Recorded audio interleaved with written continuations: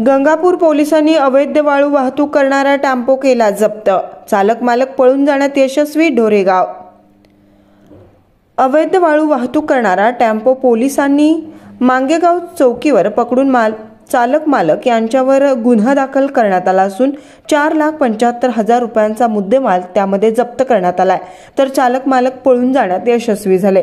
पोलिसांकडून मिळालेल्या माहितीनुसार 11 जुलै रोजी रात्री 8 वाजण्याच्या सुमारास टेम्पो क्रमांक MH20 EG 4941 या वाहनाचे चालक मालक नाव गाव माहीत नाही याने त्याच्या ताब्यातील टेम्पोमध्ये शासनाच्या मालकीची 1.5 ब्रास वाळू नदी नाल्यातून विनापरवाना बेकायदेशीररित्या चोरून भरून तिची चोरटी विक्री करण्यासाठी मांगेगाव चौफुलीवर वाहतूक करताना गंगापूर पोलीस स्टेशनचे उपनिरीक्षक Santosh Zore, police head constable Sandeep Gaikwad, Amol Kamble यांनी हात करून थांबवला असता पोलिसांना पाहून दुरूनच चालकाने आपल्या ताब्यातील टेम्पो रस्त्याच्या कडेला लावून काटेरी झाडाझुडपाचा सहारा घेऊन पळून गेला। या प्रकरणी पोलीस उपनिरीक्षक संतोष झोरे यांच्या फिर्यादीवरून वाहनाच्या चालक मालक विरुद्ध गंगापूर पोलीस स्टेशनमध्ये गुन्हा दाखल करण्यात आला असून पुढील तपास पोलीस करीत आहेत।